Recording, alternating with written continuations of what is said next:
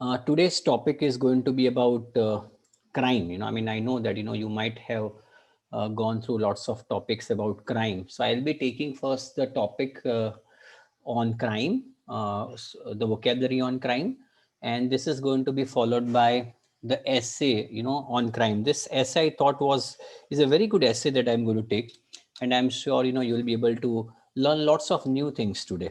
Okay, so this topic is about crime, and before we jump onto the crime part, there are lots of let me inform you that a lot of topics are asked in IELTS writing task 2, and in speaking about crime, you are asked questions about crime, you are asked topics about crime, and therefore it is imperative for you, it is important for you that you should know the vocabulary of crime, and at the same time you should also have the idea of what at all you need to write in an essay which is based on crime. Not going to go into the detail of all the vocabulary. There is a vast vocabulary as far as crime is concerned, but I'm going to take only a few words. I hope you have got notebook and pencil in front of you. Have you got notebook and pencil, everybody? Yeah, I always advise my students to have notebook and pencil in front of you so that you can jot the points. I always advise, I'll keep on advising this to everybody. क्या करना है आपको, आप जो भी मैं सिखाता हूँ आप ऐसा सोचे कि मैं आपके सामने बोर्ड पे सिखा रहा हूँ, and you need to write down in your notebook. बहुत मजा आएगा आपको, ये जल्दी से ज्ञान प्राप्त होगा. Okay, the first vocab is legislation. Legislation का मतलब होता है a law or set of laws suggested by a government and made official by a parliament. That is what we call as legislation. Legislation का मतलब होता है law. So you can, wherever you are required to write law, you can also write legislation. तो एक अच्छा paraphrased word होगा. Example है, there needs to be changes to crime related legislation. Crime related legislation मतलब laws जो है उसमें काफी changes की जरूरत है. So first word is legislation. Second word is deter. Deter का मतलब I am deter मतलब to work as an obstacle, to make someone less enthusiastic about doing something by threatening bad results if they do it. मैं आपको सीधी भाषा में समझाना चाहूंगा. Deter comes from the word deterrent. Deterrent मतलब मैं example देना चाहूंगा. अगर आप कोई जो गुनाह करता है उसकी सजा नहीं दोगे, if there is no crime, I mean there is no punishment, then what would happen is that people will be doing crime without any fear, element of fear. लेकिन अगर आपने रूल्स और लॉज अच्छे बनाए हैं, then it will work as a deterrent. Deterrent का मतलब होता है रुकावट काम करेगा. आप 50 बार सोचोगे before you commit a crime. So that is what we call as deter. It will deter the criminals to commit a crime. या तो फिर deter के ऊपर से एक दूसरा वर्ड भी है deterrent. Tougher prison sentences may be a deterrent to other would be offenders. would be offenders का मतलब जो बार बार गुनाह करते हैं, तो अगर उनके लिए हमने टफ प्रिजन सेंटेंस इस्तेमाल किया, जैसे कि अगर कोई गुनाह करता है, बार बार गुनाह करता है, उसके लिए हम 10 साल की सजा, 15 साल की सजा, लंबी सजा की अगर हम वो प्रोविजन रखते हैं लॉ में, then it could work as a deterrent. Deterrent मतलब रुकावट. सो दो वर्ड यहाँ पे मिलते हैं आपको, डेटर और डेटरेंट. बहुत इंपॉर्टेंट वर्ड्स है. ऑफेंडर. ऑफेंडर मतलब someone who is guilty of a crime. So instead of utilizing criminal, you can also utilize offender. Offender मतलब जो गुनाह करता है. So उसके लिए एग्जाम्पल है, prison should not B use for first time offenders. जो पहली बार गुनाह करता है उसके लिए शायद प्रिजन एक अच्छी जगह नहीं है, उसके लिए शायद दूसरा ऑप्शन सोचा जा सकता है. अगर आपने पहली बार गुनाह किया है, छोटा सा गुनाह किया है, देन वो जो अगर आप ऑफेंडर हो तो उसके लिए हम लोग प्रिजन शायद ना सोचे, उसके लिए शायद दूसरी सजा की प्रोविजन के बारे में हम सोच सकते हैं. लेकिन यहाँ पे वर्ड जो इंपॉर्टेंट है वो है ऑफेंडर. ऑफेंडर मतलब someone who is guilty of a crime. You are an offender मतलब you are a criminal, you are guilty of a crime. Clear? Okay. Then prevention. Prevention का मतलब पहले से रोकना. आपको शायद बहुत अच्छा एक एक प्रोवर्ब है, एक सेइंग है, एक इडियम है, prevention is better than cure, isn't it?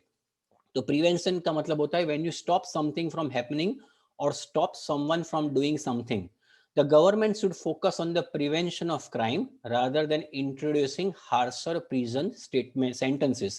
Government को ये सोचना चाहिए कि कोई गुनाह करे ही नहीं, तो प्रिवेंशन के बारे में ज्यादा सोचना चाहिए. हम ऐसा सोचते हैं कि गुनाह हो जाए उसके बाद लंबी सजा रखते हैं. क्यों ना हम ऐसा सोचे कि भाई गुनाह ही कोई ना करे. Why not to go for prevention? क्योंकि हमने कहा है prevention is better than cure. Okay. Then there is a word, very good word, commit. Now मैं ये सबको बताना चाहूंगा, commit जो है वो सिर्फ और सिर्फ आप कोई गलत चीज करते हो उसके लिए इस्तेमाल होता है. So it is only used if you do something illegal or something wrong. For example, you can say I committed crime, someone committed crime, someone committed suicide, that is what you can say, because suicide is not a good thing. So commit वही चीज के आगे लगाया जाता है जो गलत है. आप ऐसा नहीं कह सकते you committed love. आप ऐसा थोड़ी कहोगे you committed love, I commit love. ऐसा नहीं कह सकते, because love is not a bad thing. तो याद रखना है, commit is only used before crimes or anything which is bad or which is illegal. People who commit serious crimes should be given lengthy prison sentences. Is it clear everybody? Commit कहाँ पे इस्तेमाल करना है? Yes or no everybody? I want answers from you. I have done crime नहीं, वो गलत है. Richa has written that can I say sir I have done crime. आप ऐसा नहीं करोगे, आप ऐसा बोलोगे I have committed crime. Is it getting clear? Rather than saying I have done crime is not the right way to speak. Instead of that you should always say I have committed crime. Okay. Then there is a word called probation. Now probation है ना, आपको शायद पता होगा job में भी आता है probation, लेकिन probation also comes in crime. Probation मतलब ऐसा period, for example a period of time when for example when a criminal must behave well and not commit any more crimes in order to avoid being sent to prison. So probation is a good way to reduce prison overcrowding, but it must only be used for those who have committed minor crimes. Probation एक बहुत, for example आपने छोटा crime किया है, for example आप रास्ते में जाते हो और रास्ते में किसी से मारामारी हो गई है, वैसे इसको छोटा क्राइम नहीं कहेंगे, लेकिन आपने सोचा नहीं था ऐसा हो जाएगा, आपकी गाड़ी शायद किसी से टक्कर हो गई और थोड़ी सी हाथापाई होगी, तो उसको हम कह सकते हैं छोटा सा क्राइम है.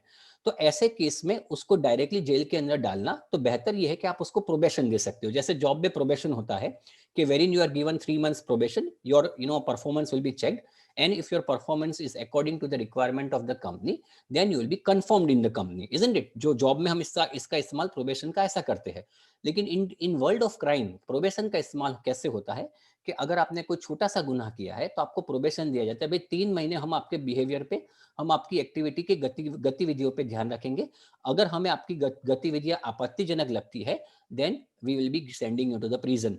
तो आप पे नजर होती है, 3 महीने के लिए नजर होती है, तो 3 महीने का जो टाइम होता है is what we call as probation. Okay. Then come rehabilitate.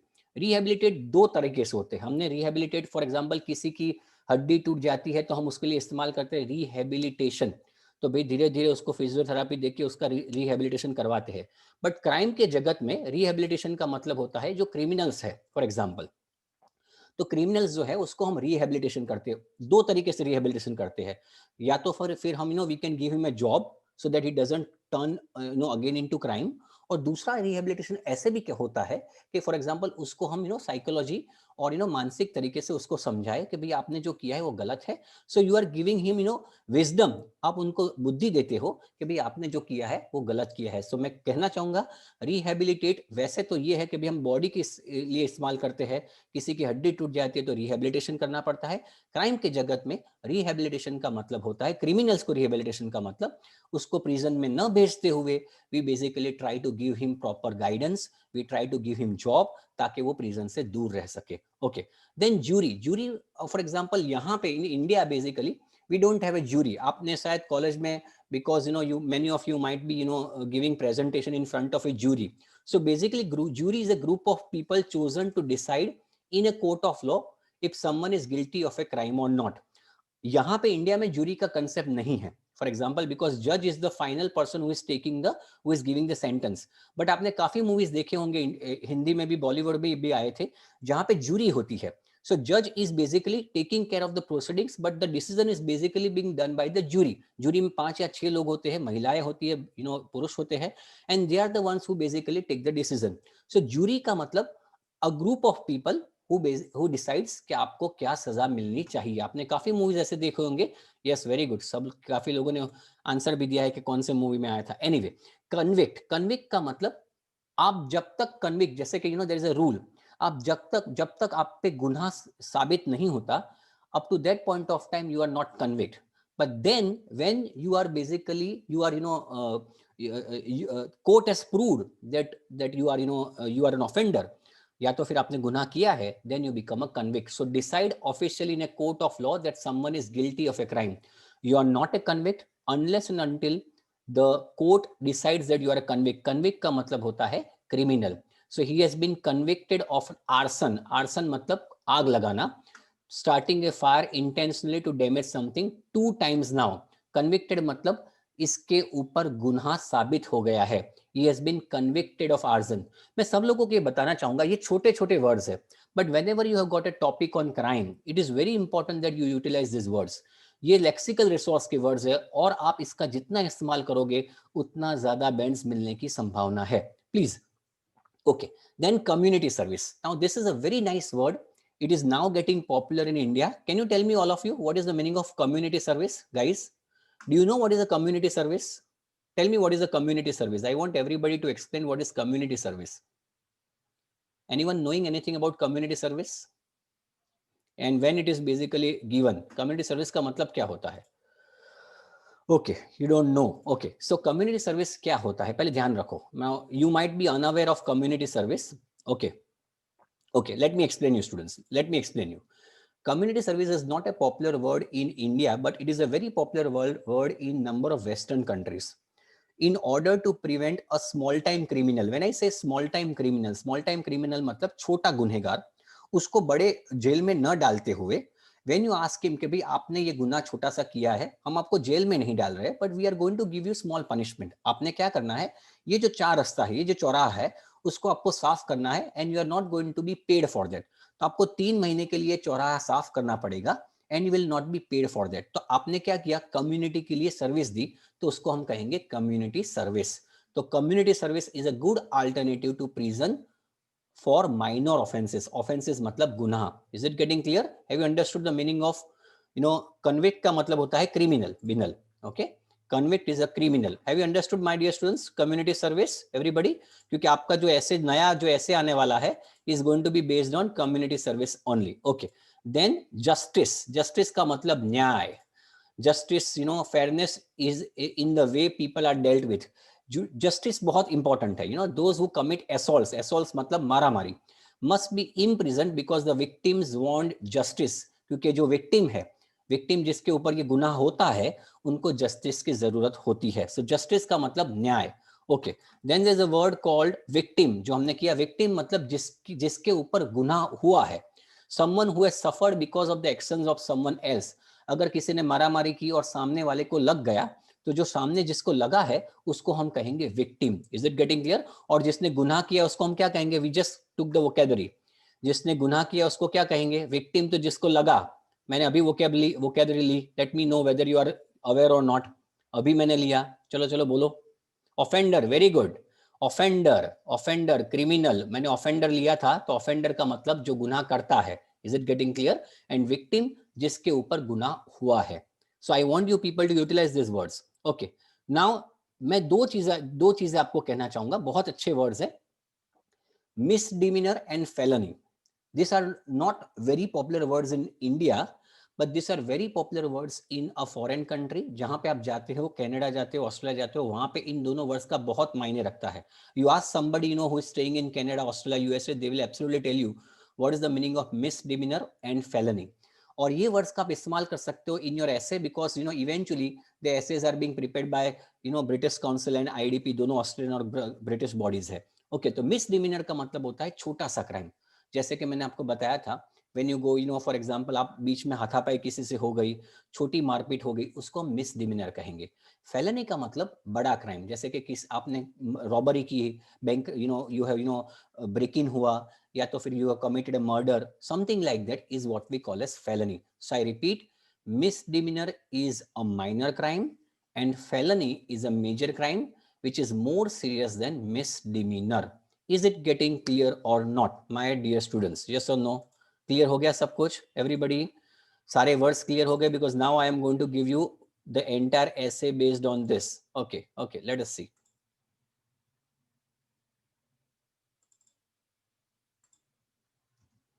Okay, now I want you people to make sure that because you are going to write on this essay.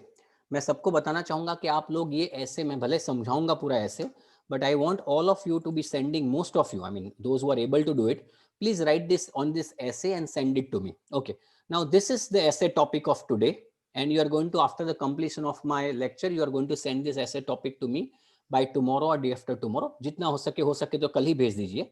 Should criminals be made to do community work at free of cost, or should they be put in prison?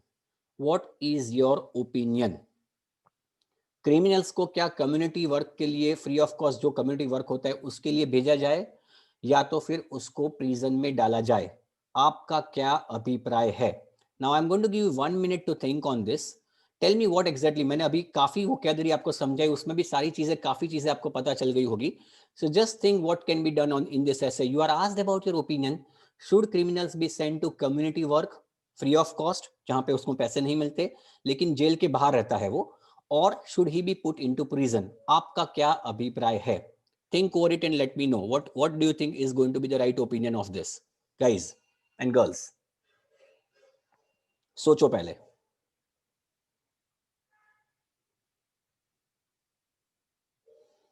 Jot down the points on the piece of paper. सोचो आप कि क्या करना चाहिए.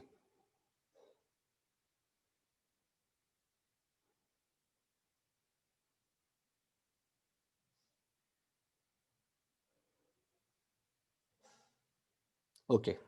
Any points that you would like to put? Yes, guys, I want answers from you. Very good. Anshul has given me the answer. Very good. Very good. Many of your writing me the answer, giving me the answer. तो हम लोग इसके बारे में, topic ये कहता है कि फॉर एग्जांपल कम्युनिटी वर्क के लिए डाला जाए या फिर किसके लिए होना चाहिए. Okay, very good. Many of you are giving me right answers. तो हम लोग पहले ब्रेनस्टॉर्मिंग करते हैं. मैं सारे लोगों को ये कहना चाहूंगा, everybody, I want to tell each and every one of you that 40 minutes का टाइम जो है in your IELTS essay basically is a very big time. I have got, number of, I have been teaching, we used to teach, TOEFL, we used to teach, other type of competitive examinations, and we are even teaching PT. मैं बताना चाहूंगा कि PT में आपको पूरा जो ऐसे होता है, you need to write in 20 minutes. Only in 20 minutes, 20 to 30 minutes, you need to write the entire essay. So ऐसे केस में it is very important कि IELTS का जो आपका 40 मिनट का टाइम है is a big enough time, is a long enough time that you can utilize 4 to 5 minutes on brainstorming. Brainstorming में आप ये सोचोगे कि मैं क्या लिखने वाला हूँ. Don't try to start writing the essay immediately as you will see the topic. पहले तो मैं हर बार ये कहता हूँ बच्चों को कि एक टॉपिक को आप 5 बार रीड करें so that you don't miss out on task achievement. आप एक भी चीज को मिस मत करो. ओके, तो ब्रेनस्टॉर्मिंग ऐसा है कि भाई मैं ऐसा सोचता हूँ, this depends on the type of crime, frequency of crime and the age of person committing it. मैं ये सोचूंगा कि उसको सजा कौन सी मिलनी चाहिए, वो डिपेंड करेगा फॉर एग्जांपल कि वो उसका टाइप ऑफ क्राइम क्या है. क्राइम क्या बहुत सीरियस है, छोटा सा क्राइम है, बड़ा सा क्राइम है, क्या है. Frequency of crime, frequency of crime भी बहुत इंपॉर्टेंट रखता है. आपने अगर पहली बार, आपको शायद पता होगा in the court of law, if you are the first time offender, आपने पहली बार क्राइम कमिट किया है, तो आपके ऊपर लीनियंसी बढ़ती जाती है, आपके ऊपर रहम दृष्टि से देखा जाता है. बट अगर आप बार बार वही क्राइम कमिट करते हो, that means you are now becoming an hardened criminal. Harden मतलब एक नोटोरियस क्रिमिनल बन जाते हो. तो ऐसे केस में भी पनिशमेंट की परिभाषा चेंज हो जाती है. और last but not the least, age of the crime. आपको शायद पता होगा इंडियन लॉ में भी ऐसा है कि अगर आप 16 साल की उम्र के कम हो तो आपको जुवेनाइल माना जाता है. तो आपकी सजा जो 18 साल के ऊपर का जो आदमी है वो करता है वही क्राइम, तो उसके हिसाब से थोड़ी सी कम होती है. तो क्राइम, उसको पनिशमेंट कौन सा दिया जाए will depend on number of factors. One is frequency of crime, type of crime and the age of person committing it. वो बंदा कौन सी एज का है. जैसे कि मैं ऐसा सोचता हूं कि community service is the right option for minor crimes. छोटे क्राइम के लिए कम्युनिटी सर्विस एक अच्छा उपाय है. But for serious crimes, serious का मतलब घनिष्ठ crime, prison is the only option. Is it getting clear or not, my dear students? Yes or no?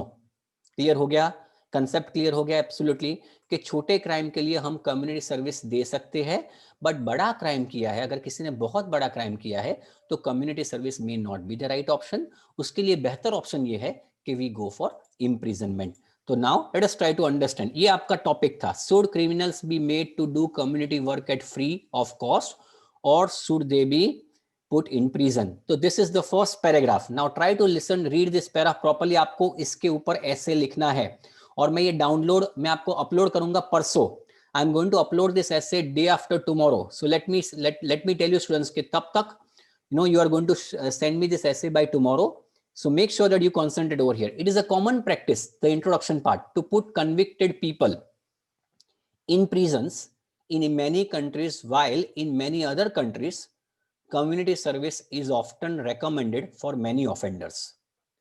काफी काफी जो कंट्रीज है उसमें कॉमन प्रैक्टिस है कि कन्विक्टेड क्रिमिनल्स को, पीपल को प्रिजन में डाला जाए, और काफी जगह पे ऐसा है कि community service is considered to be the right option. Now my thesis statement, I am giving my opinion. Although imprisonment is the right option for hardened criminals, I am of the opinion that not all crimes are equal and there is a need for unpaid community service as punishment for mild offenders and youngsters.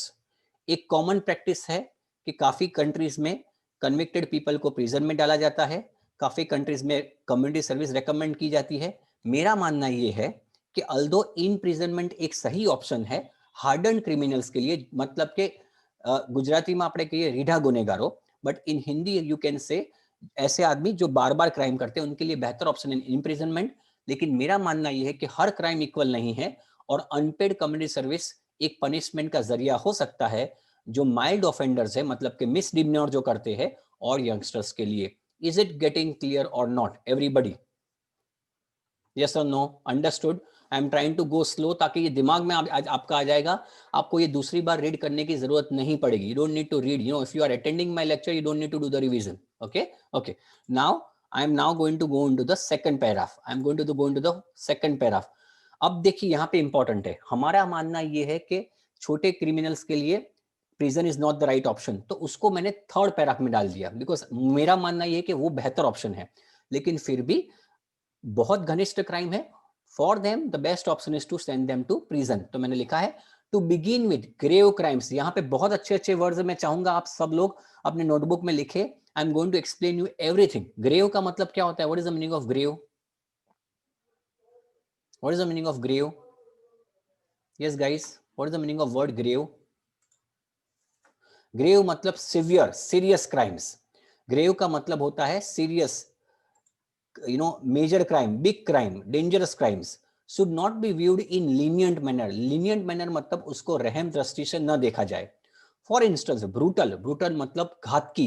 offenders मतलब you know criminals who commit heinous, heinous का मतलब होता है घृणास्पद. घृणास्पद आपको देख के घिन आ जाती है, उसको हम बोलेंगे heinous. like terrorism, premeditated. what is the meaning of premeditated, guys? Can you tell me what is the meaning of word premeditated? Planned. Very good Nirav. Planned, planned in advance, पहले से सोचा हुआ, पहले से सोचा हुआ. तो pre meditated murder. Vandalism, vandalism मतलब दुकान तोड़ना. आपको पता होगा यू नो वेंडलिज्म इंडिया में एक बहुत बहुत कॉमन क्राइम है. लोग बाजार में आ जाते हैं, तोड़ देते हैं गवर्नमेंट की गाड़ियां, एम्बुलेंस तोड़ देते हैं, बस तोड़ देते हैं, उसको वेंडलिज्म कहते हैं. एबडक्शन का मतलब फॉर एग्जाम्पल किसी को उठा लेना. हाईजैकिंग आपको पता है. Rapes and so on should be punished to set examples in society. I repeat, to begin with, grave crimes should not be viewed in lenient manner. उसको रहम दृष्टि से न देखा जाए. For instance, brutal offenders who commit heinous crimes like terrorism, premeditated murder, vandalism, abduction, hijacking, rapes, and so on should be punished to set examples in society. Thus, the background of a criminal and the motive, motive का मतलब होता है आपका motive, आपका reason क्या है, of a crime should be considered. For instance, if someone is an habitual offender, यहाँ पे if है, if someone is an habitual offender, then there is no place for community work and long imprisonment can be the only option that can be thought of by the judicial system. अगर कोई बार बार habitual offender बन गया है, harden criminal बन गया है, तो उसके लिए कम्युनिटी सर्विस की कोई जगह नहीं है. उसके लिए लंबी प्रिजन ही एक अच्छी बेहतर ऑप्शन है जो जुडिशियल सिस्टम को सोचना चाहिए. Any doubts, any queries my dear students? एक भी वर्ड आपको नहीं पता चलता है तो you can ask me. Lot of beautiful words are over here. Grave मतलब सीरियस, लीनियंट मतलब रहम दृष्टि से देखा जाए, ब्रूटल मतलब घातकी, प्रीमेडिटेटेड मतलब पहले से सोचा हुआ, कमिट आपको मैंने बताया था, हीनियस मतलब घृणास्पद, वेंडलिज्म मतलब तोड़ना, सरकारी चीजों को तोड़ना, एबडक्शन मतलब किसी को उठाना, हाईजैकिंग आपको पता है, सेट एग्जांपल्स. ठीक है. फिर हैबिचुअल मतलब बार बार करने वाला. Okay, any questions, any doubt students? I am going slow ताकि आपको ये सारे वर्ड्स पता चले. Clear? Is it clear everybody? Understood? Very good. चलिए आगे बढ़ते हैं. Then we go for paragraph number 2. अब मैं यहाँ पे ये बताने की कोशिश करूंगा, I am going to explain कि क्यों, कहां पे हमें कम्युनिटी सर्विस के भी प्रावधान होने चाहिए. However, the predominant reason for me to believe in voluntary community service. अब कम्युनिटी सर्विस को किस चीजों को कम्युनिटी सर्विस कहा जाता है, तो मैं चाहूंगा ये भी आप देखें, जैसे कि cleaning streets, planting trees and working for charity instead of the prison state sentence is that many offenders are not born criminals and circumstances often push them to commit a transgression. Transgression का मतलब होता है violent, I mean law को तोड़ना. That is what we call as transgression. I repeat, however, the predominant reason for me to believe in voluntary community service like cleaning streets, planting trees and working for charity instead of the prison sentence is that, उसकी जरूरत क्यों है, क्योंकि काफी offenders जो है वो born criminals नहीं है, कोई पैदा नहीं हुआ है क्रिमिनल्स, एंड सर्कमस्टेंसेस ऐसी चीजें आ जाती है that often push them to commit a law को तोड़ना. That is what we call as transgression. Besides, when such unpremeditated, पहले हमने इस वर्ड देखा था premeditated मतलब पहले से सोचा हुआ, लेकिन unpremeditated का मतलब हुआ पहले से न सोचा हुआ, आपने आवेश में कोई काम कर दिया है, is what we call as unpremeditated. Convicts are expelled from the society. अगर ऐसे जो गुनहगार है जो पहली बार क्राइम करते हैं, जो सोचा नहीं था और क्राइम कर देते हैं, अगर हम उसको सोसाइटी से बाहर फेंक देंगे, they incline to re-offend in isolation as there is none to accept them. ये बहुत अच्छा सेंटेंस है. वो लोग वापस रीऑफेंड मतलब वापस गुनाह करने की उनकी संभावना है अगर उनको अकेला उनको डाला गया. So if you have, if there is a person who is committing the crime for the very first time, और अगर उसको हम लोग बाहर निकाल देंगे, प्रिजन में डाल देंगे और वापस सोसाइटी में आएगा वो, और सोसाइटी उसको एक्सेप्ट नहीं करेगी, तो ये बड़ी संभावना है कि वापस वो गुनाह करेगा. Apart from this, juvenile delinquents, बहुत अच्छा वर्ड है. जुवेनाइल डेलिक्वेंट्स मतलब ऐसे लोग. What is the meaning of word juvenile delinquents? ये फ्रेज का मतलब क्या है? Can anybody explain? It's a very nice word. IELTS में इसका इस्तेमाल बार बार होता है. Can you explain what is the meaning of word juvenile delinquents guys? Juvenile delinquents का मतलब होता है, जुवेनाइल का मतलब होता है यंग, एंड डेलिक्वेंट्स का मतलब होता है जो गुनाह करता है. So when I utilize juvenile delinquents, this are those people who are committing crime. नहीं, माइनर क्राइम नहीं है. Let me tell you, juvenile delinquents का मतलब होता है 16 साल की कम उम्र के लड़के जो है वो क्राइम करते हैं, बार बार करते हैं, उसको हम बोलेंगे juvenile delinquents. Should be rehabilitated by indulging them in community service. और एक बहुत अच्छा सर्वे भी हुआ है कि recent survey study reveals that many youngsters who had been in prison for long times often end up becoming even bigger criminals. ऐसा भी देखा गया है कि इनको अगर कम्युनिटी सर्विस में न भेजे और उनको प्रिजन में डाला जाए, तो प्रिजन में उनके साथ ताल्लुकात बढ़ेंगे बड़े क्रिमिनल्स के, और वो छोटा क्रिमिनल जो है वो बड़ा क्रिमिनल बन जाता है. तो ऐसे लोगों के लिए बेहतर ऑप्शन है is to go for community service. Is it getting clear or not, everybody? I'm trying to explain you in the most easiest manner, and I'm trying to explain you each and every word so that you understand. बहुत अच्छे words हैं यहाँ पे. These are very very good words, students. बहुत अच्छे words हैं.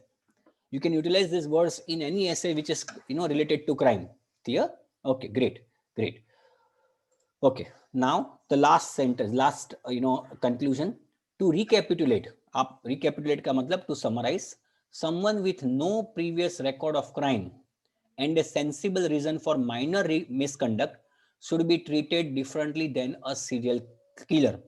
अगर किसी का रिकॉर्ड नहीं है क्राइम का और उसके पास एक जायज वजह है कि इसने छोटा गुना, बड़ा गुना नहीं, छोटा गुना क्यों किया है, तो उसको सीरियल किलर के हिसाब से न देखा जाए.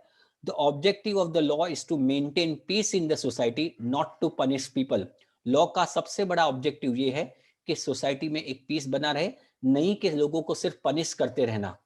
Thus, unpaid community service is a great option to let some convicted. Lament का मतलब क्या होता है? What is the meaning of lament? Yes, guys, what is the meaning of word lament? Lament means, I want you people to let me know what is the meaning of word lament. Lament मतलब अफसोस करना. तो unpaid community service is a great option to let someone convicted.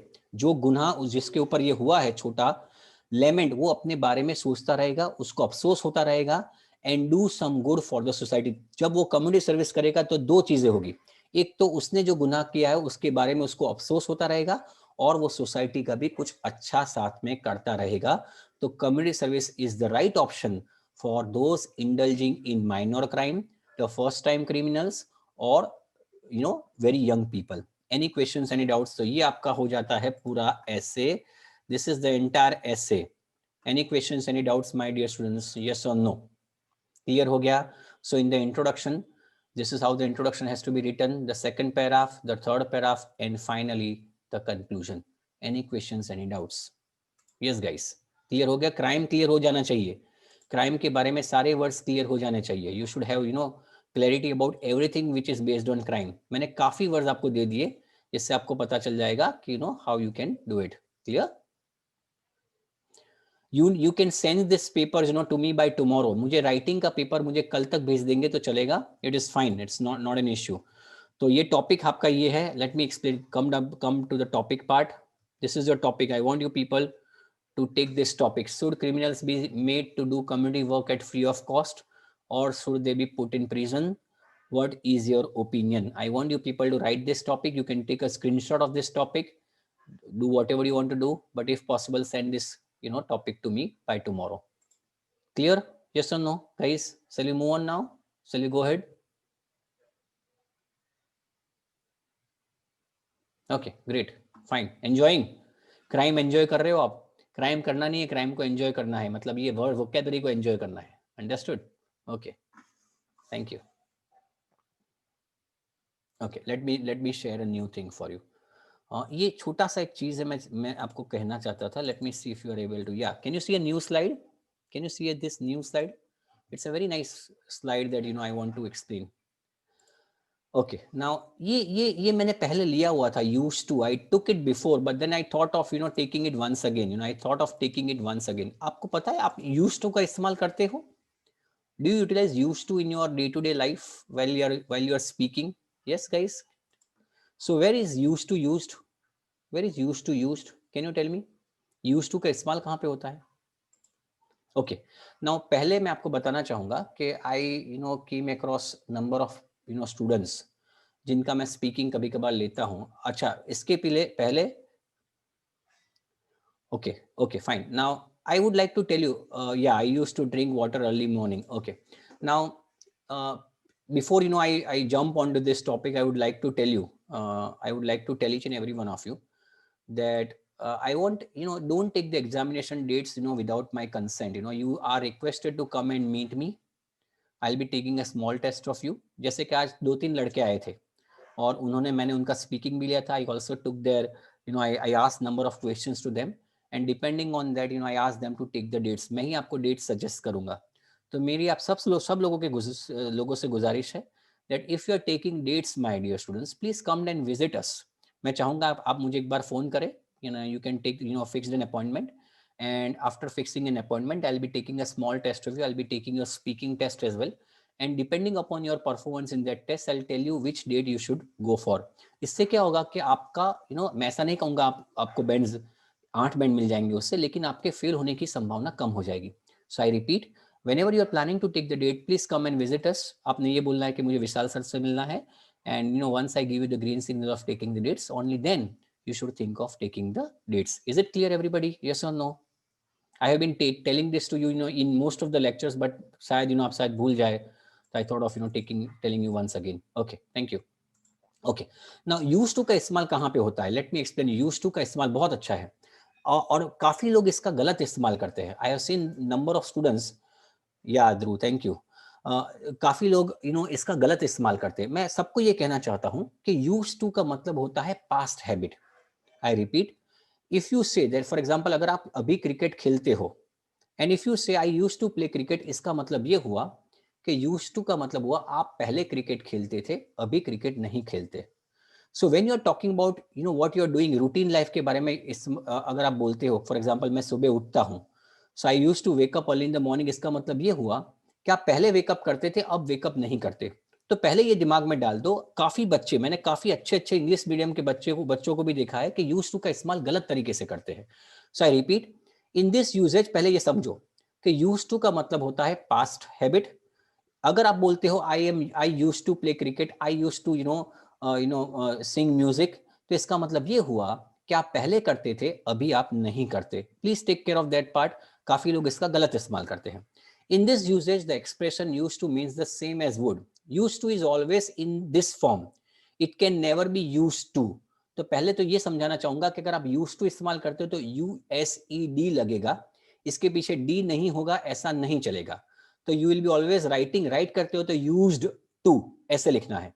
अब इसमें छोटा सा grammar है, subject plus use to plus verb in simple form. Simple form का मतलब अगर प्ले है, PLAY प्ले, तो वर्ब इन सिंपल फॉर्म हुआ। PLAYNG प्लेइंग मतलब जिरंड हुआ, वर्ब इन पास्ट पार्टिसिपल मतलब पार्टिसिपल फॉर्म है, वर्ब प्लस ING। अब उसके डिटेल में नहीं जाते हुए मैं इतना कहूंगा कि subject plus use to plus verb in simple form. और अगर बीच में मतलब सब्जेक्ट और यूज टू के बीच में दो चीजें आ जाती है, बी फॉर्म या get form. I repeat, be form का मतलब होता है is, am, are, was, were, और गेट में होता है गेट और गॉट। अगर वो चीजें यूज टू के पीछे पहले आ जाती है तो पीछे वर्ब में ING फॉर्म लगेगा। दोनों ही मायनों में यूज टू तो USED ही रहेगा, वो कभी भी यूज टू नहीं होता। Is it getting clear? It's not USE2, it is always USED2। I repeat, अगर सब्जेक्ट है उसके बाद यूज टू आता है, then always you are going to have verb in simple form. Play, for example swim, अगर ING है तो swimming हो जाता है, ING प्ले के लिए है तो प्लेइंग हो जाता है। तो I repeat, subject plus be plus get plus use to plus verb in ING form. पहले ये क्लियर हुआ कि नहीं? Then I will go further. Everybody, is it clear or not? Subject plus used to plus verb in simple form. Yes or no? I want everybody to understand this. Very very important. छोटा सा है, मैं कहूंगा अगर आपका grammar का कोई knowledge नहीं है, इसके बावजूद आपको ये पूरा क्लियर हो जाएगा। Don't worry, I am sure कि आपको सारा क्लियर हो जाएगा। और subject plus be plus get plus use to plus verb in ING। अब आप पूछोगे सर उसमें फर्क क्या है, what is the difference between the two? अब मेरी बात सुनो, ध्यान से सुनो। I am not reading what is written over here. I used to play cricket in my childhood. I repeat, I used to play cricket in my childhood. तो इसका मतलब ये हुआ कि मैं पहले क्रिकेट खेलता था अपने बचपन में। I am not playing any more. Okay, लेकिन अगर मैं ऐसा बोलता हूं I am use to playing cricket every day, इसका मतलब ये हुआ कि पहले मैं क्रिकेट नहीं खेलता था, लेकिन खेलते खेलते अब यूज टू हो गया हूं। मैं आपको छोटा सा एग्जाम्पल देना चाहता हूं। दो दोस्तों के बीच में एक संवाद होता है। एक दोस्त दूसरे दोस्त को बोलता है, क्या हुआ यार, तेरे को यार 12 घंटे की जो जॉब थी, ये 12 घंटे की जॉब क्या तेरे को अच्छी लगती है? तू तो बोलता था कि तेरे को 12 घंटे की जॉब बिल्कुल मुनासिब नहीं है। तो आप बोलते हो I am use to working for 12 hours a day. तो इसका मतलब ये हुआ, मुझे पहले शायद पसंद नहीं था, लेकिन अब 12 घंटे काम करते करते मैं उससे यूज टू हो गया हूं। सो अगर आप I am use to working बोलते हो, इसका मतलब आपको आदत नहीं थी लेकिन अब आदत लग गई है। उसी तरह if I say I was used to playing cricket, तो इसका मतलब यू पास्ट में पहले क्रिकेट नहीं खेलता था, लेकिन खेलते खेलते आदत लग गई पास्ट में। इज इट गेटिंग क्लियर और नॉट? सो इतना छोटा सा चीज याद रखो, subject plus used to plus verb in simple form. Subject बीच में बी और गेट आ जाता है, बी में 5 चीजें, is, am, are, was, were, और गेट में 2 चीजें, गेट और गॉट। तो उसके बाद अगर यूज टू लगता है, then verb is always going to be followed by ING form. Example देना चाहूंगा, John is use to swimming every day, मतलब वो अब आदी हो गया है। John got use to swimming every day, वो आदत, यूज टू और गॉट तकरीबन तकरीबन सेम है। Don't go into the detail of that. The program director use to write his own letters, पहले लिखता था, अपने लेटर्स खुद लिखता था। तो देखो वर्ब इन सिंपल फॉर्म है, right, it's not writing is own letters. George is use to eating at 7 PM, अब उसकी आदत लग गई है ईटिंग करने की 7 बजे। Is it getting there? We got use to cooking our own food, अब हमें आदत लग गई अपना ही फूड बनाने की, पहले नहीं थी अब हो गई है। Mary was use to driving to school, मतलब पहले पास्ट में, इसमें देखो पास्ट टेंस आ जाता है, मतलब पास्ट में उसको आदत लग गई थी, पहले पास्ट में, वॉज है, इज नहीं है। तो उसको एकस्टम हो गया है। Is it clear? आप, मैं चाहूंगा ये चीज को बिल्कुल ठीक से देखें, because you are going to utilize in your day to day life. आप स्पीकिंग में भी इस्तेमाल करोगे, because you are going to utilize use to many times in your speaking. Just go through it, let me know if you got any doubts. When you say we are done sir reading, I'll be going to the next slide.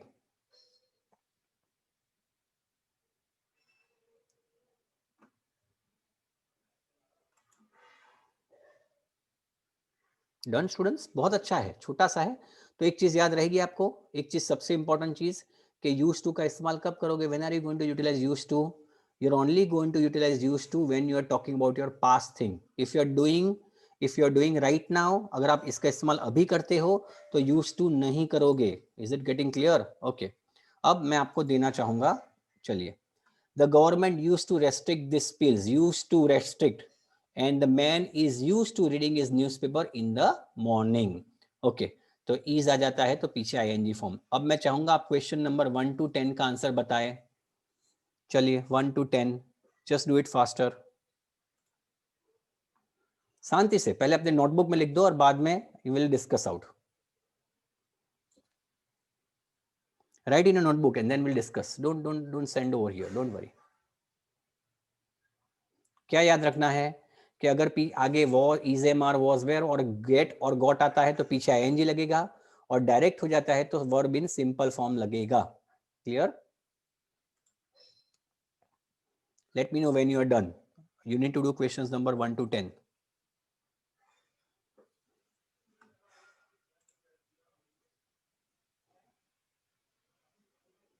पहले सबको clear हुआ? Yes और no everybody? I want answers from everybody. पहले clear हुआ, बाद में exercise करो, otherwise I can explain again. Is everyone clear first and foremost? सब लोग? मुझे एक दो ही के आंसर मिल रहे हैं। हाँ, सबका क्लियर होना जरूरी है। Please let me no. Very good, thank you students. Okay, अब इसका इस्तेमाल करो, अब इसका इस्तेमाल करो शांति से। Take your time.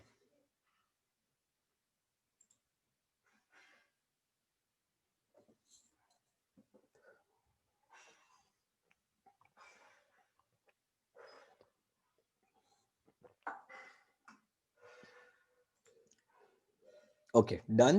पहले का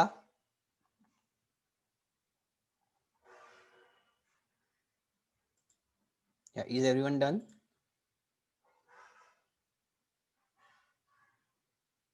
Okay, let us get started. Let me help you out students, let me help you out. First, I was used to, क्या आएगा आंसर? आगे क्या है? was है, so answer is going to be I was used to eating at noon when I started school. फिर he used to क्या आएगा? second का आंसर क्या आएगा? what is the answer of second one? eat. Is it getting clear? The answer of this is going to be eat, क्योंकि पीछे आगे is am are was were नहीं है। Third, when I was young I used to swim, swimming नहीं आएगा खुशबू, क्योंकि पीछे देखो ये यूज्ड, आपने ये देखना है, I used to swim, I am used to होता तो स्विमिंग होता। Clear? But it is I used to swim. Okay, then let us go on to the fourth question. he used to like her but he doesn't anymore, तो आएगा आपका answer like. Very good, most of you have given me the right answers. Don't worry, someday you will get used to, क्या आएगा? get आ जाता है तो answer आएगा speaking. Understood? The answer is going to be speaking. Richa speak नहीं आएगा, speaking आएगा। okay, क्योंकि देखो get है ना, is am are was were और get का मैंने बताया तो था आपको। Alvaro can't get used to studying, STUDYING. He use to dance, simple है तो डांस ही आएगा, सिर्फ dance. Understood? Only dance. Adam is use to sleeping late on weekends, तो आंसर आएगा स्लीपिंग, आईएनजी फॉर्म लगेगा क्योंकि आगे is am are was were है। शिको is use to eating American food now, तो क्या आएगा? Eating. Very good. And finally C finally got use to eating, eat नहीं, कौन ईट लिखा मैंने? अरे रीचा और रोमांच ने क्यों ईट लिखा है? C finally got use to, got है ना, गॉट है तो क्या आएगा? मैंने बताया तो था आपको, is got to eating our food. Clear हुआ कि नहीं एवरीबडी? यस और नो? यूज टू का इस्तेमाल क्लियर हो गया? बिल्कुल परफेक्टली क्लियर हुआ? आप चाहो तो मैं वापस एक्सप्लेन करूं? Very good. Thank you so much. अब याद रखना है, जब आप स्पीकिंग करते हो तो यूज टू का इस्तेमाल कब करना है आपको पता चल जाना चाहिए। Okay, thank you, thank you. Okay, all clear. I am very happy that everything is clear, Anisha, thank you. Okay, great. चलिए move on to the next session. I hope you are all enjoying, you are not saturated. आगे बढ़ेंगे। Clear, very good, it's fun, thank you Niyati. Okay okay, तो दूसरा लेते हैं। चलिए अब आपको आपका थोड़ा दिमाग खराब करते हैं। लेट मी, ओके, रीडिंग करते हैं। So this is reading that I am going to do. आज हम करेंगे डायग्राम और क्लासिफिकेशन क्वेश्चंस। छोटा सा है but this is going to be very very informative, बहुत मजा आएगा और आप सब लोग एंजॉय करोगे। And I want none of you to leave. मैं चाहूंगा एक भी बच्चा जाए नहीं और ये सारी चीजें समझे, because this is very very important. Clear? Okay, ये क्या है, ये डायग्राम क्या होता है, पहले तो मैं बताना चाहूंगा। एक ही डायग्राम करेंगे, we are not going to do too many diagrams, but will be doing only one diagram. Don't worry, I am not going to stretch today for more time. In this lesson, we'll learn how to tackle diagram completion questions on IELTS reading. In this type of questions, you are given a descriptive text and a diagram or plan, which you have to label according to the text. Your diagram may be a technical drawing, a description of something from the natural world, a process or a plan of something. Diagram में होता क्या है, जैसे कि ये diagram है. So you are given a diagram. On the left hand side of this screen, you can see a small leaf, green colored leaf आपको दिख रहा है, हाँ या ना? Everybody can see a green colored leaf, yes or no? Okay. And exactly besides that, you can see the text. अब मैं पहले ये बताना चाहूंगा सर, डायग्राम को हम अटैक कैसे करें, इसको कैसे करें. ज्यादातर डायग्राम ऐसे होते हैं जिसमें कोई इंफॉर्मेशन ही नहीं दी होती.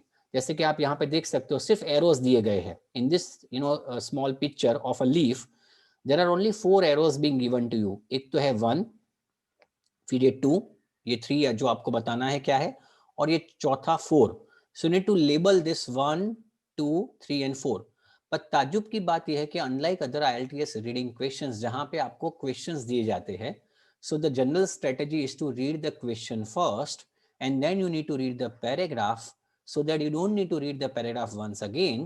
यहाँ पे वो स्ट्रेटेजी इसलिए शायद काम नहीं लगेगी क्योंकि आप अगर लीफ में चाहो तो भी क्या इंफॉर्मेशन पाओगे.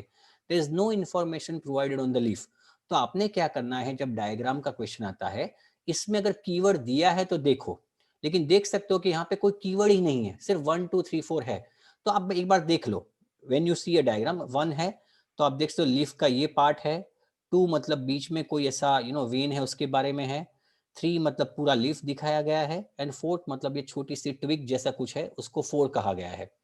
नाउ आपका क्या करना है, what you need to do, इसकी स्ट्रेटेजी क्या रहेगी. पहले तो read the text underlining the new terms and important names. जब आप डायग्राम आपने देखा, क्योंकि डायग्राम में तो 1, 2, 3, 4, 5, 6 ऐसा लिखा होगा, तो ऐसे केस में आपने क्या करना है, स्ट्रेटेजी ये रहेगी. When you read the paragraph, try to underline terms. नई नई कोई चीजें आपको दिखती है, उसको अंडरलाइन करना चालू कर दो, नंबर 1. उसके बाद अंडरलाइन करने के बाद आप उसके इर्द गिर्द जो भी टेक्स्ट है उसको देखो और उसको पढ़ो. अब उसके बाद उसकी अगर डेफिनेशन और डायग्राम में 1, 2, 3, 4 जो किया है उसकी डेफिनेशन और उसका मीनिंग जो सेम निकलता है, then you can start labelling. Sometimes keywords are provided which में हेल्प. समटाइम्स कीवर्ड, मैंने बोला हर बार नहीं, लेकिन समटाइम्स. दूसरी इंपॉर्टेंट चीज, if you are not getting the answer, skip that question. उस क्वेश्चन को स्कीप कर सकते हो, बाकी के क्वेश्चन को करें, और बाद में लास्ट में जो आपने स्कीप कर दिया है उसको आप अटेम्प्ट कर सकते हो. और सबसे सबसे बड़ी दुविधा डायग्राम की ये है that answers may or may not come in sequence. Answer शायद सीक्वेंस में आए, शायद सीक्वेंस में ना आए. That's where people are spending lots and lots of time on diagrams. तो ये आपका डायग्राम है. मैं आपको 3 मिनट देता हूं. पहले हम एक काम करते हैं, let me do it along with you. So I am just reading in front of you. मैं आपके साथ रीड करता हूं. अब मैं देखूंगा कहां पे इंपॉर्टेंट वर्ड्स है जो आप इसको हम अंडरलाइन कर सकते हैं. Plants play a very important role in our surroundings. Trees provide us with fresh air, shade in summers, food and other benefits without which we cannot even think of living. One of the most principal organs of a tree is leaf. मैंने underline कर दिया. The leaves are the organs for photosynthesis, a process when carbon dioxide is turned into oxygen. The structures of leaves are adapted for efficient photosynthesis. Okay, most leaves are broad and so have a large surface area allowing them to absorb more light. Okay, I don't want you to give me the answer yet, Niyati, just hold. मैं काम करता हूँ आपके लिए, छोटा सा काम. I'm not going to help. मैं सिर्फ आपको कीवर्ड जो है मैं उसको अंडरलाइन करता हूँ. चलिए, जो मुझे दिख रहा है कि कीवर्ड है,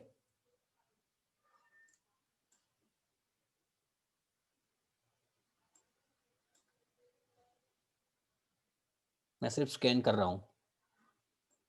okay, now I want all of you to give me the answers. चलिए, अब मुझे बताइए कि 1 2 3 4 क्या है. सोच के बताए, शांति से. Take your time.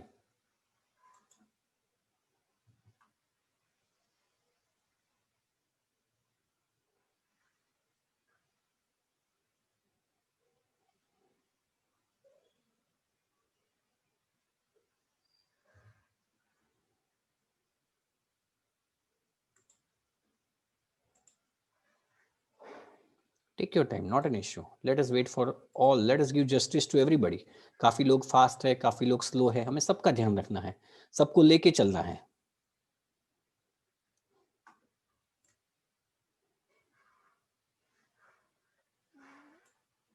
You can write the answers in the chat box and then we'll chat. मैं अंडरलाइन कर देता हूं. ये रहे अंडरलाइन वर्ड्स. देखिए, दिख रहे हैं आपको underline words?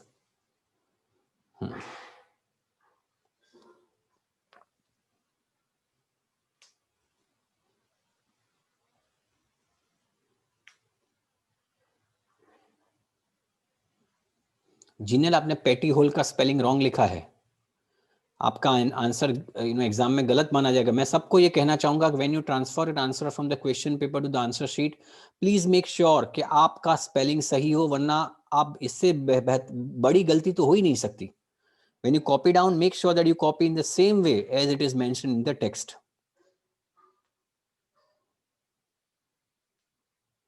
Okay, let me know when you are all done, then we'll check the answers.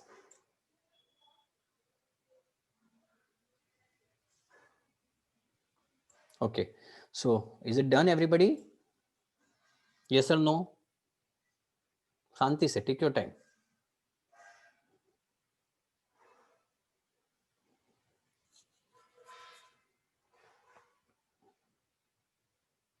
Okay, okay. So chalo, let me help you out, students. Let me help you out. अभी लोग जवाब दे रहे हैं. जिनका खत्म हो गया है वो लोग वापस चेक कर सकते हैं.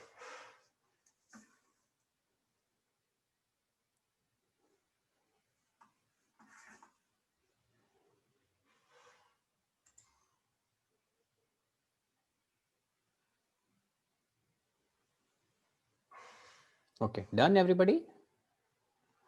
Okay, let me help you out, students. Let me help you out. चलिए, मैं आपके लिए रीड करता हूं. जहां पे अंडरलाइन है वही इंपॉर्टेंट चीज है. The blade is the broad flat part of the leaf.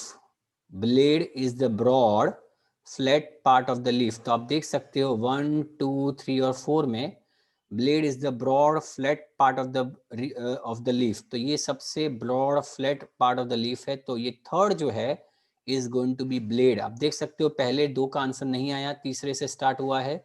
So answer of third is going to be blade. Please go in this order only. I repeat, the answer of third is going to be blade. I am now going to look at the second last paragraph. If you look closer at leaves, you will notice networks of thin threads. Those networks are called veins. ये जो network जो है, देखो यहाँ पे arrow किया हुआ है, छोटा यहाँ पे एरो, इसको हम कहेंगे veins. तो वन का answer is going to be veins. VEINS.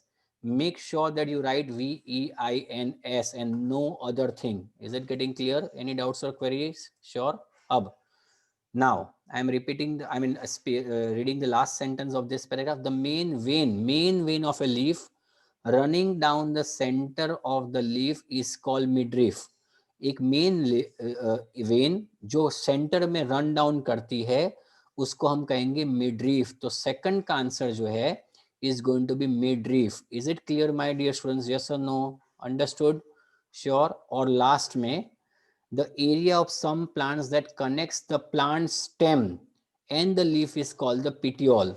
एक ऐसा जो ऐसी चीज जो प्लांट की स्टेम मतलब जो उसका पेड़ का जो स्टेम होता है उसको और लीफ को जो जोड़ती है, ये आप जो कली देख रहे हो यहाँ पे जो चीज, इसको कहेंगे आप पिटियोल. तो फोर्थ का answer is going to be petiole, Petiole. Understood or not? Any questions, any doubts, my dear students? So answer of 1 is going to be ऐसा आएगा आपका answer. I don't know how many of you got this answer right. Yes, how many of you got all right? Has anyone of you got all right? Very good, great, very nice. But your happiness is not going to last long because I am going to give you one more. Are you all ready to do one more? एक करेंगे और मजा आएगा. या sure, very good, चलिए करते हैं. Now this is what you, अब ये आप खुद करोगे, आप ये खुद करोगे. I am not going to help you out, you are going to do it all by yourself. Question number 1, 2, 3, 4, 5 और 6, ये अंडा है, अंडा. इसके बारे में आपको देखना है. Let us see. I am going to give you 5 minutes, 5 to 6 minutes. Go through it and don't write answers one by one. आपके सारे 6 के 6 हो जाए उसके बाद लिखना.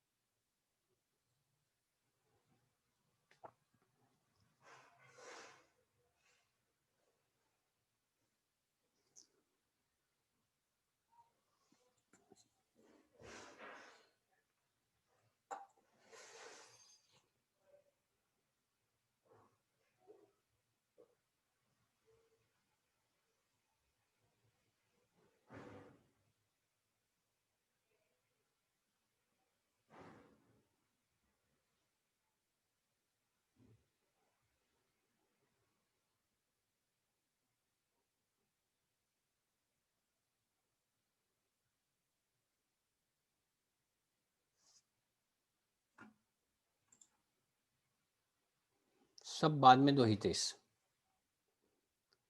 पूरा 1 to 6 खत्म हो जाए उसके बाद दे दो मुझे. Everybody, not right now. Thank you Hitesh.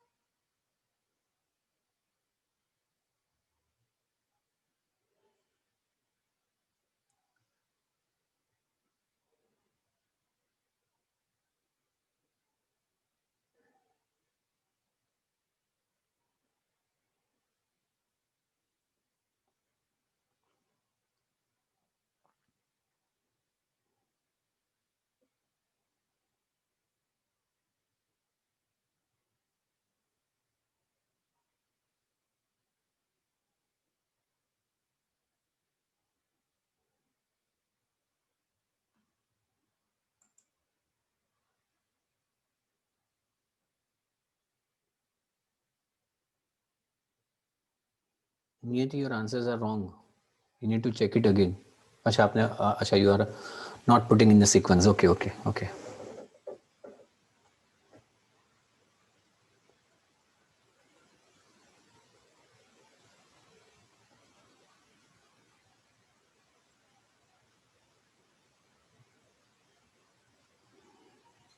Okay,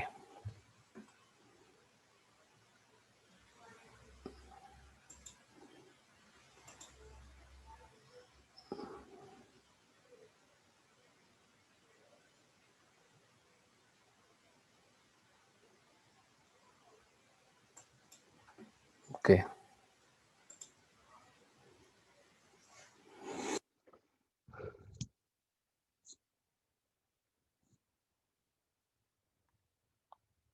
Richa, your answer, sixth answer is wrong.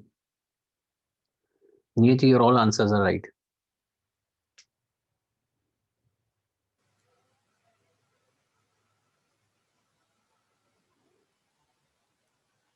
Okay, now Richa is fine. Okay.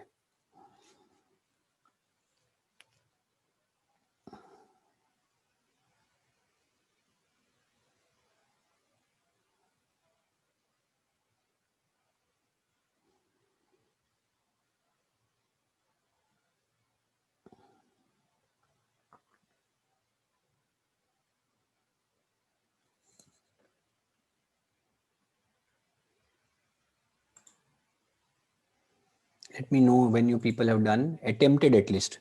I want everybody to attempt at least. एक बार attempt कर लो इसको, बाद में देखते हैं.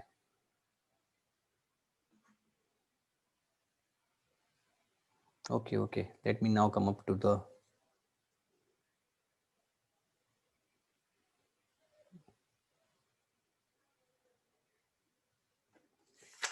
चलिए check the answers now, everybody. Okay, very good. Most of you are getting, many of you are getting the right answers, not most, but many of you. Very good.